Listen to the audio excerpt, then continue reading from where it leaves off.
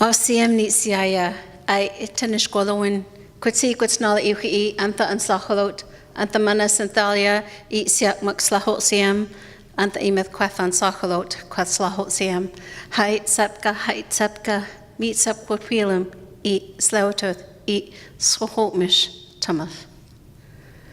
So what I said to you in our language called Hunklamitnam Downriver Hulkmelam was, my respected friends, the feelings I have inside, or I feel really good to see you and to be with you here today.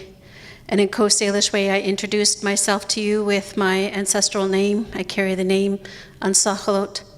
And in Coast Salish protocol, I shared with you who my parents are and who my grandparents are. And the reason we do that is very important. It informs you, the audience, that I know who I am, I know where I come from. Therefore, I know what my responsibilities are as a Wamochta. I'm currently, or I became a grandmother about 7 years ago.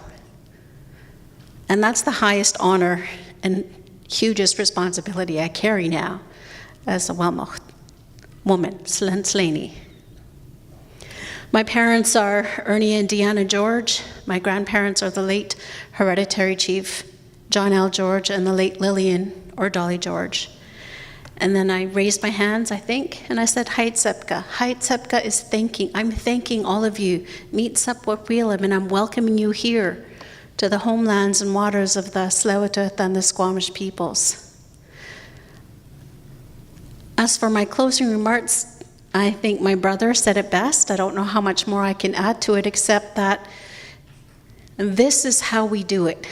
This is how we come together to start tackling those big, big issues that I know every day I wake up and go, how are we going to do this today? How can I, as one human being, make an impact? Well, it may not be my behaviors or the way I do things might not have that huge of an impact, but together, collectively, we do those things and we can make the impact that we need. I was sharing with a couple of people this afternoon, I think the biggest thing for me right now is the salmon. We grew up eating salmon all the time, every summer, clams. We were able to go dig clams. We can't do that now. I couldn't pass that knowledge on to my children, and now I can't pass it on to my grandchildren because it's too polluted in our inlet. We can't eat them. We're getting close. We'll keep our fingers crossed we can create that space where we can go harvesting again. But I went out and bought last year's frozen salmon from a friend of a friend, because I want to make sure my grandchildren will have some kind of a feast that way this summer and through the fall, because I know we're not going to get any sockeye salmon this year. And that pains me to no end. We know the history.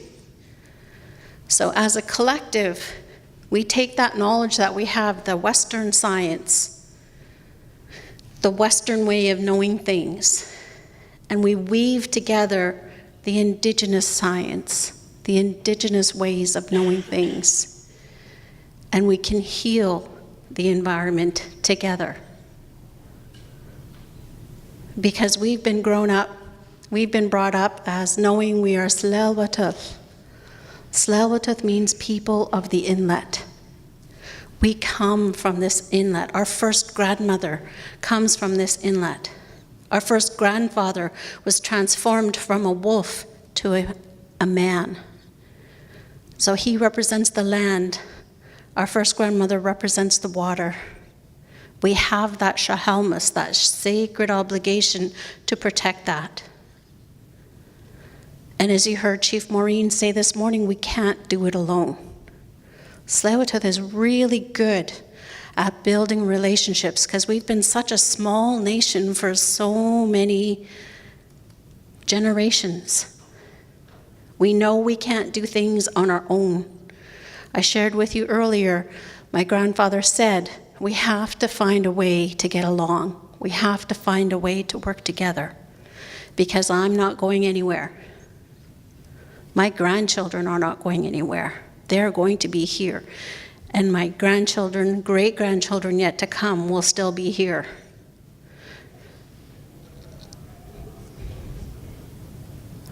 I know we've done these types of sessions in the past. I'm really, really grateful for I don't know what to call you guys. You're our family.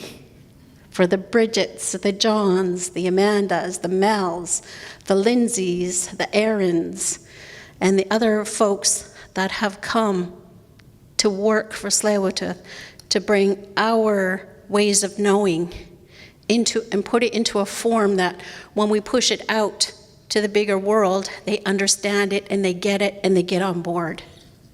That's what we do.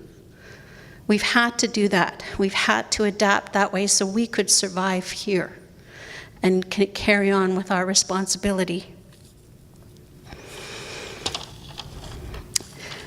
I think, I forget who asked a question earlier about, how do we start? And I think for me as a trained teacher, I have a Bachelor of Education from UBC. Education is really important. And education, our way, and able to help you understand who we are. Help you find a way to connect with us so that our issues, our concerns reflect your own values. Because we're all human beings. We all know what we need to sustain ourselves. So overcoming greed, power, is something that we have to do together. I know we're never going to give up our cars, we're never going to give up flying, we're never going to give up those types of things, but we can find a better way of doing that. And that's going to take a concerted effort of not just the people in this room, but you guys are a start. Education is important. So whoever asked about how you can start things, just building that relationship with Indigenous people where you work, where you live, where you play is really important because we all come from those same teachings. Every Indigenous human being has that connectedness to where they are.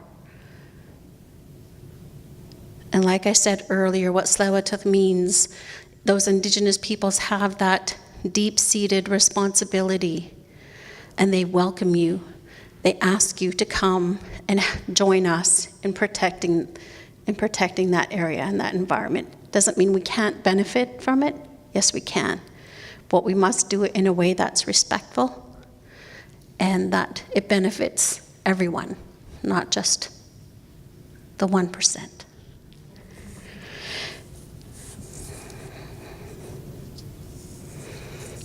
I just wanted to share a little story.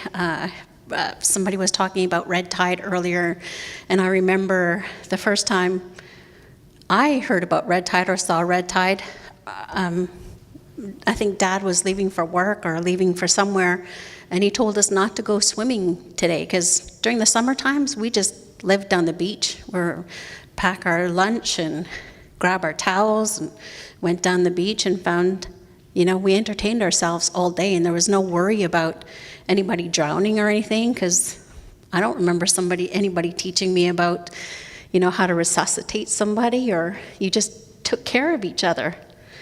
But I remember my dad saying, stay out of the inlet today, it's red tide. And I said to him, well, what's red tide? And he said to me, oh, it's just the inlet cleansing yourself. You just got to stay out of the water. And as a young child at that time, I thought, well, that's really cool. The inlet is polluted, knows how to clean itself. Good. We just got to give it that space.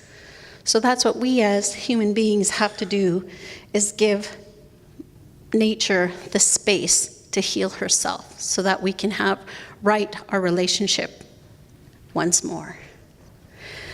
I think I was about 10 years old back then. Again, I just want to thank everybody for coming. especially for you warrior people that stay right to the end. I apologize, I missed the opening remarks of Minister Heyman this morning, but I'm sure he said some good things, and I expect the youth to inform me what he said, and then we're going to work to keep his toes to the fire. His word. He has to keep his word, and we can help him do that. Thanks again for being here. I'm going to ask Bridget to come up.